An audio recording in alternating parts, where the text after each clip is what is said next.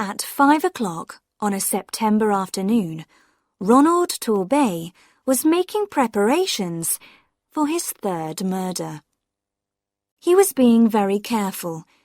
He realized that murdering people becomes more dangerous if you do it often. He was in the bathroom of the house that he had recently rented. For a moment, he paused to look in the mirror. The face that looked back at him was thin, middle-aged, and pale. Dark hair, a high forehead, and well-shaped blue eyes. Only the mouth was unusual, narrow, and quite straight. Even Ronald Torbay did not like his own mouth. A sound in the kitchen below worried him. Was Edith coming up to have her bath before he had prepared it for her? No, it was all right. She was going out of the back door. From the window, he saw her disappearing round the side of the house into the small square garden. It was exactly like all the other gardens in the long street. He didn't like her to be alone there. She was a shy person, but now new people had moved into the house next door, and there was a danger of some silly woman making friends with her. He didn't want that just now. Each of his 3 marriages had followed the same pattern. Using a false name, he had gone on holiday to a place where no one knew him. There, he had found a middle-aged, unattractive woman with some money of her own and no family. He had talked her into marrying him, and she had then agreed to make a will which left him all her money.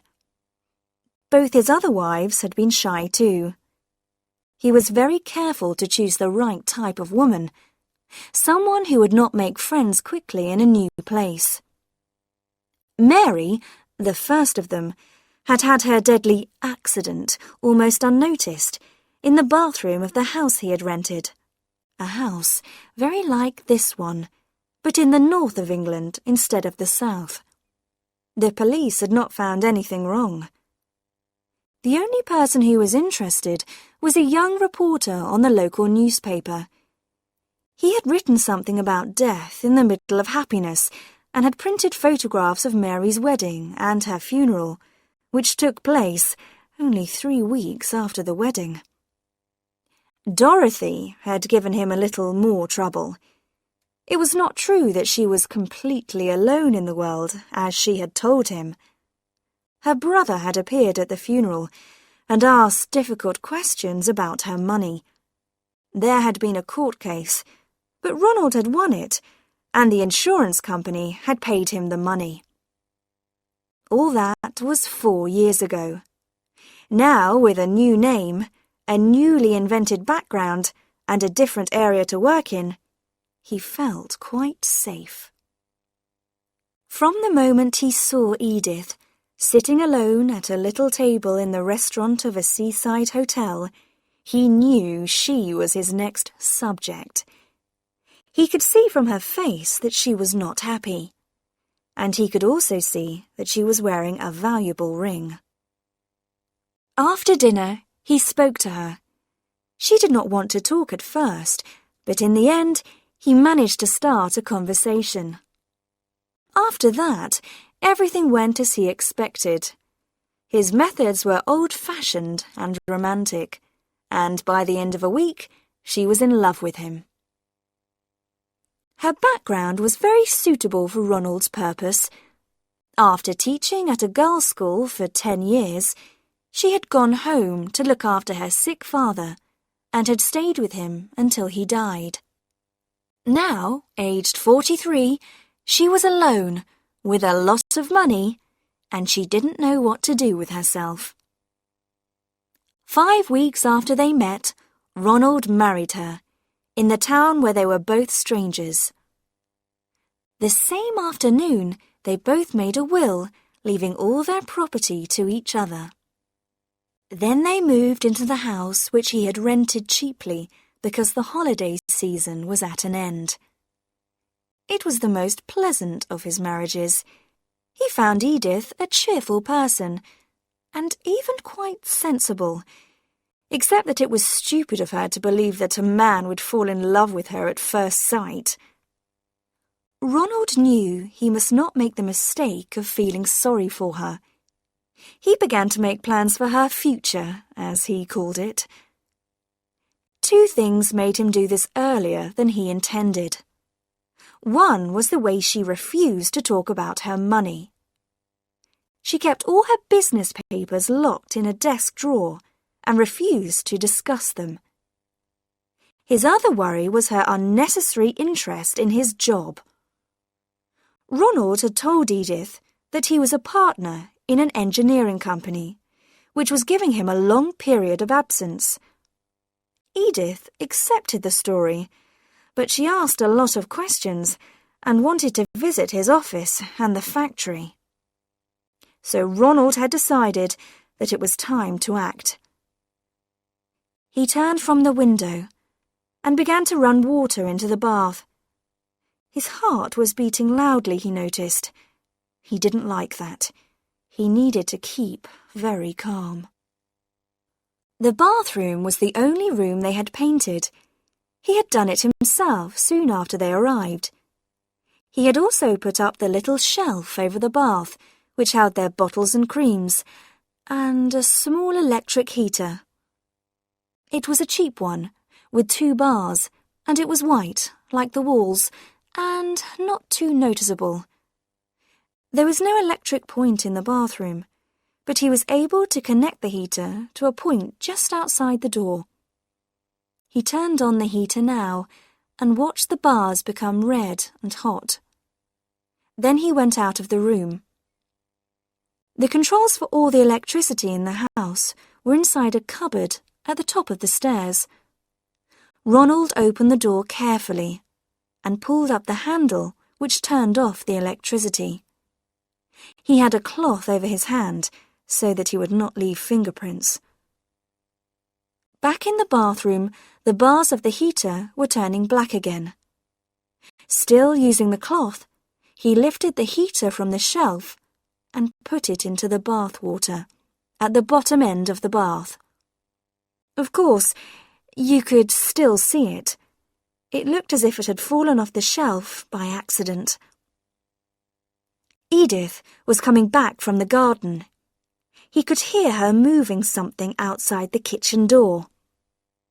He pulled a small plastic bottle out of his pocket and began to read again the directions on the back. A small sound behind him made him turn suddenly. There was Edith's head, only 2 meters away, appearing above the flat roof of the kitchen which was below the bathroom window. She was clearing the dead leaves from the edge of the roof. She must be standing on the ladder, which was kept outside the kitchen door. He stayed calm. "What are you doing there, dear?" Edith was so surprised that she nearly fell off the ladder. "Oh, you frightened me. I thought I'd just do this little job before I came to get ready." "But I'm preparing your beauty bath for you." "It's kind of you to take all this trouble, Ronald." "Not at all. I'm taking you out tonight, and I want you to look as nice as, possible." "Hurry up, dear. The bubbles don't last very long, and like all these beauty treatments, this one's expensive. Go and undress now and come straight here." "Very well, dear." She began to climb down the ladder. Ronald opened the little bottle and poured the liquid into the bath. He turned on the water again, and in a moment the bath was full of bubbles, smelling strongly of roses. They covered the little heater completely. They even covered the sides of the bath. Edith was at the door. "Oh, Ronald, it's all over everything, even on the floor." "That doesn't matter. You get in quickly before it loses its strength. I'll go and change now. Get straight in and lie down. It will give your skin a bit of colour." He went out and paused, listening. She locked the door, as he expected. He walked slowly to the electricity box and forced himself to wait another minute. "How is it?" he shouted. "I don't know yet. I've only just got into the bath. It smells nice." His hand, covered with the cloth, was on the controls. 1, 2, 3, he said, and pulled the handle down. A small explosion from the electric point behind him told him that the electricity had gone off. Then, everything was silent.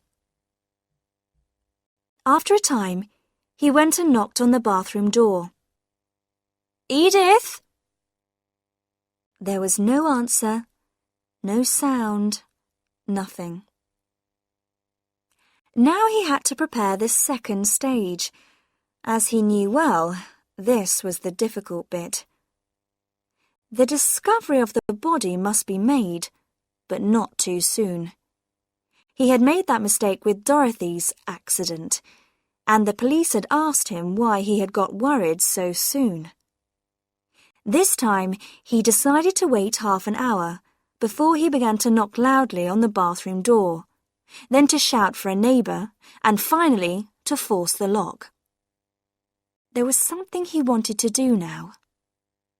Edith's leather writing case, which contained all her private papers, was in the drawer where she kept her blouses.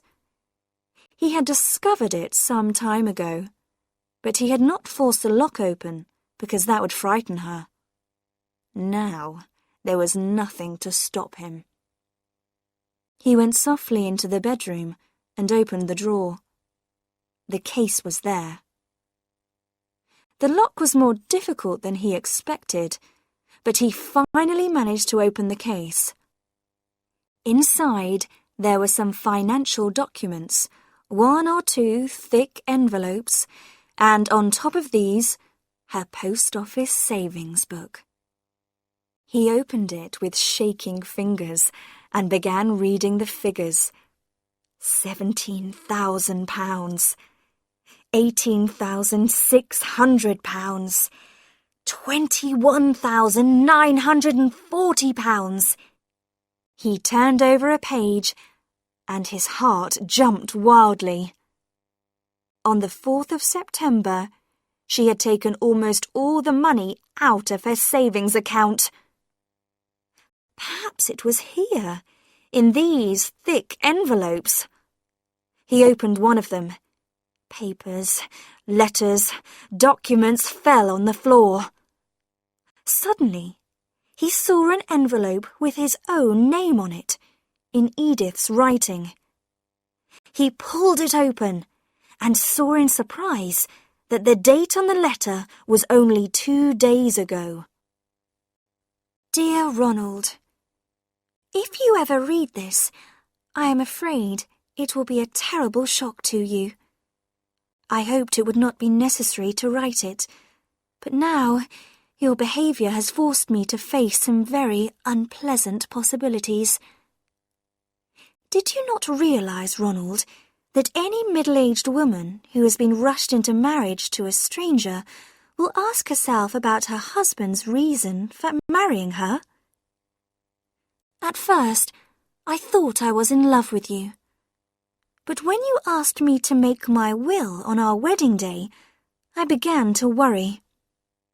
And then, when you started making changes to the bathroom in this house, I decided to act quickly. So I went to the police. Have you noticed that the people who have moved into the house next door have never spoken to you? Well, they are not a husband and wife, but a police inspector and a policewoman. The policewoman showed me 2 pieces from old newspapers, both about women who had died from accidents in their baths soon after their marriages. Both pieces included a photograph of the husband at the funeral. They were not very clear, but I was able to recognize you. So, I realised that it was my duty to agree to do what the inspector asked me to do. The police have been looking for the man since the photographs were given to them by your second wife's brother. The inspector said the police needed to be sure that you were guilty. You must be given the opportunity to try the crime again. That's why I am forcing myself to be brave and to play my part. I want to tell you something, Ronald.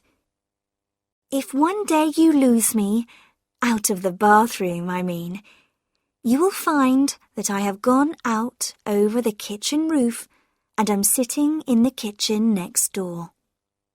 I was stupid to marry you, but not quite as stupid as you thought. Yours, Edith. Ronald's mouth was uglier than ever when he finished reading the letter. The house was still quiet. But in the silence, he heard the back door open suddenly, and heavy footsteps rushed up the stairs towards him.